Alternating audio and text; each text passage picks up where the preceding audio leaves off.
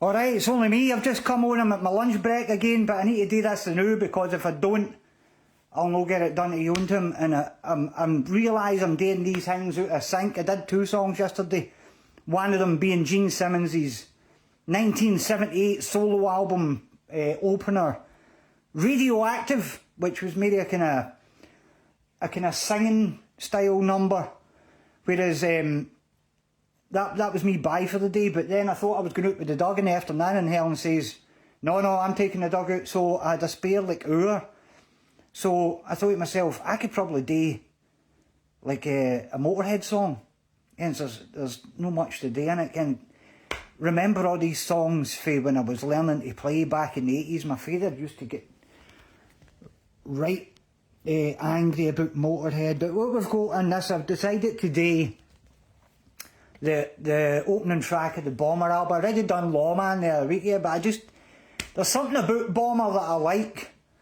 Can Overkill, Ace of Spades, absolutely amazing, 10 out of 10 albums. So is Bomber, but because it sits in the middle there, folk I was thinking, well, it can't all be good, but it is. I mean, Bomber, I don't know, I think it's maybe because it's rushed, and it's another one of the albums that maybe because it was rushed, can you get so many albums for the 1970s where the folk who are in the band don't really remember that much about them.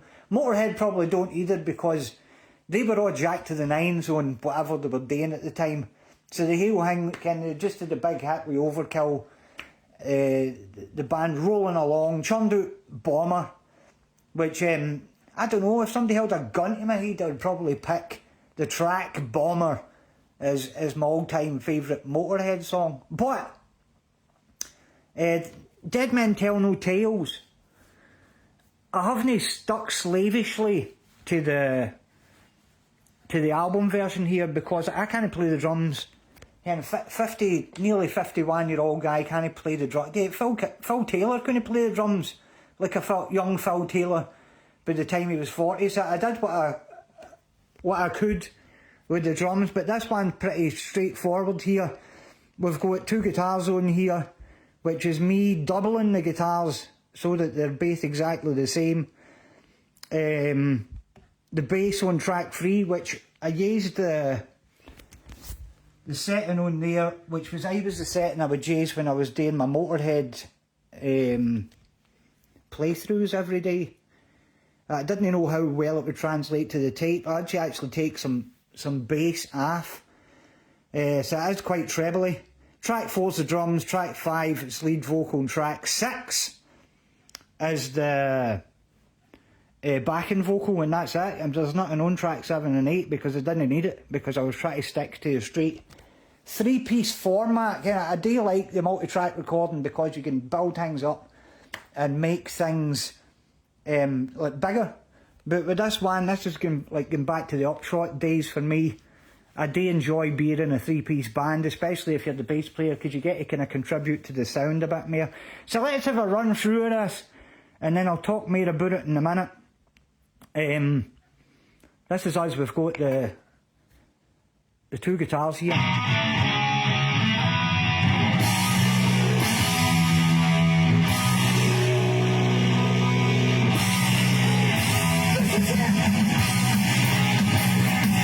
There's that bass noise I was talking about,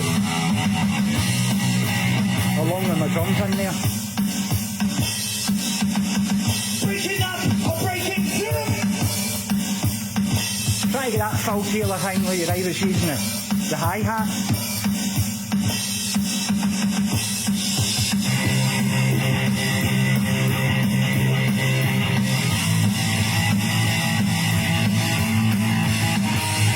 Now you're in this.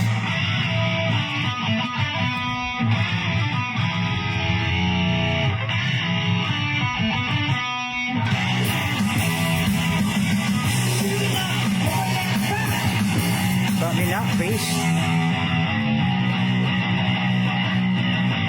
that's proper heavy metal bass. And then just up. Here's the guitar solo coming.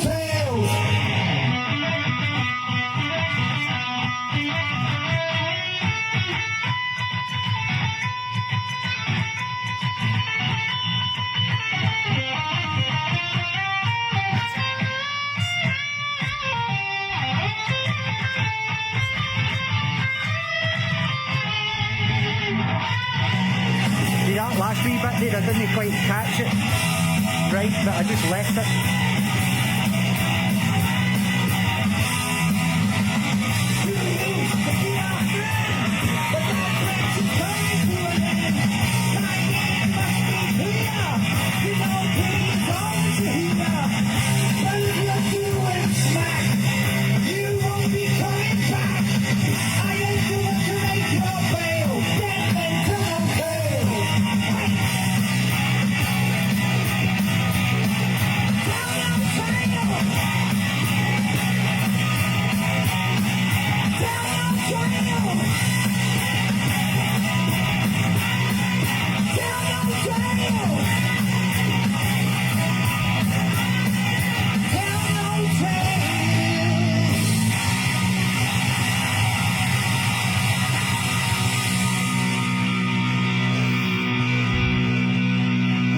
Get the old feedback in at the end there.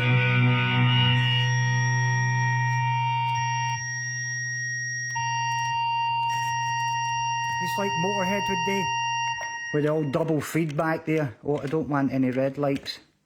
I don't want to delete stuff like I did the last time. I think it was when I did Stained Class. I'm sure when I was doing the video talking about the studio thing, I deleted one of the flipping guitar parts off, which was bad.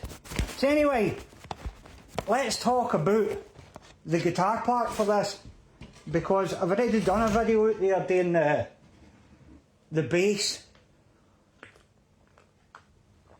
So what I was doing here was, I was talking about Motorhead the other week. They were talking about how everybody, when I was growing up, everybody else always wanted to be Eddie Van Halen or whatever.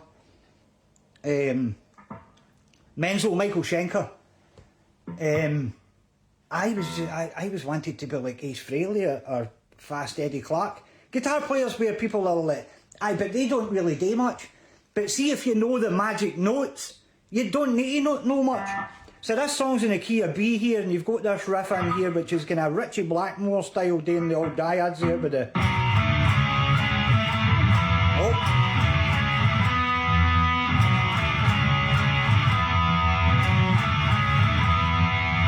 And then that carries you through, and then when you get to the verse, you're doing it.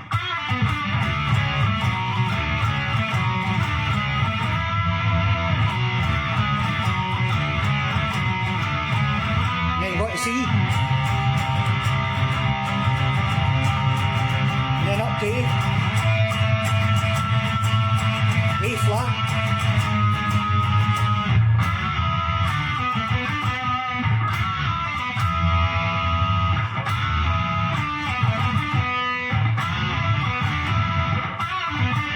Like that, and then it's just the same thing again. It's always the thing that I find particularly interesting about Motorhead. It's the sonics of the whole thing. Lemmy will take care of the bottom end, and it means, because he's kind of higher up and playing kind of trebly, then Eddie Clarke will move up the fretboard and play his E chord like there.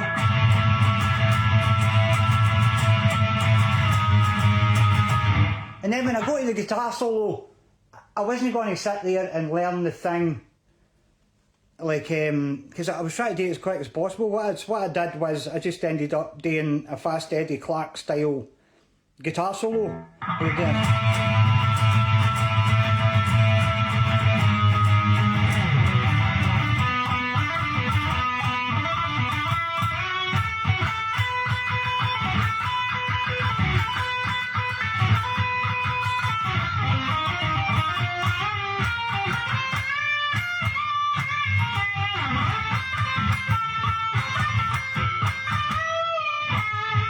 And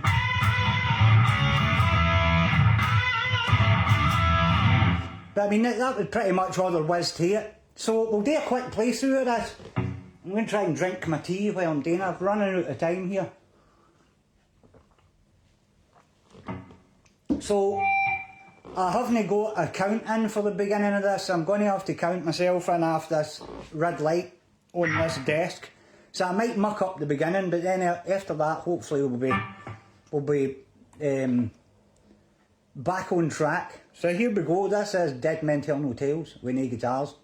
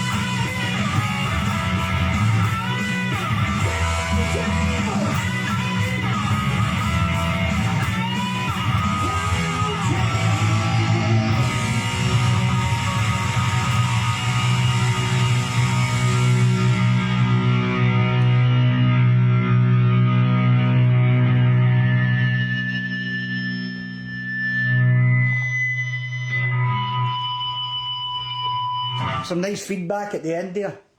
Well, that kind of went alright, but normally with these things, if you were sitting recording, you would have the cans on and you would be minding your own business. But that's how we did Dead Men Tell No Tales. Right, I better get out of here, man, get my tea to drink. Have a nice day! And I'll probably be back on tomorrow lunchtime to do the Gene Simmons band, Radioactive. Keep listening to Motorheads, 50 year, you know.